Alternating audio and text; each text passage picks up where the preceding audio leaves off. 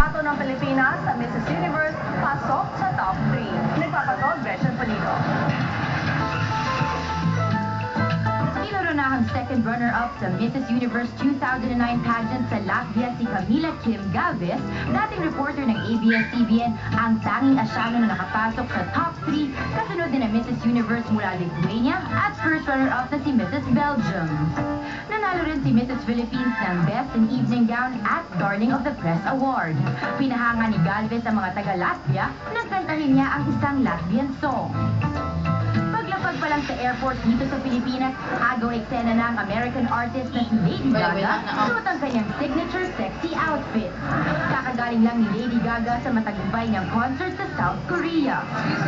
Halatang medyo pagod pa sa biyahe ang 23 anyos na singer na naaksidente pang natapilo.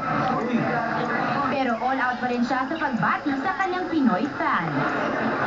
Si Lady Gaga na Stephanie Joanne Angelina Hermanota sa totoong buhay ang nagpasikat ng mga kantang Just Dance, Poker Face, Love Games at Paparazzi. Nag-ala Lady Gaga rin ang mga diehard Pinoy fans, pati ang ilang celebrities gaya ni Ann Curtis, Iya Villania at mga anak ni Maricel Lacsa. Ngayong gabi na ang sold-out concert ni Lady Gaga sa Araneta Coliseum. Gretchen Pulido, Patrol ng Pilipino. At susunod,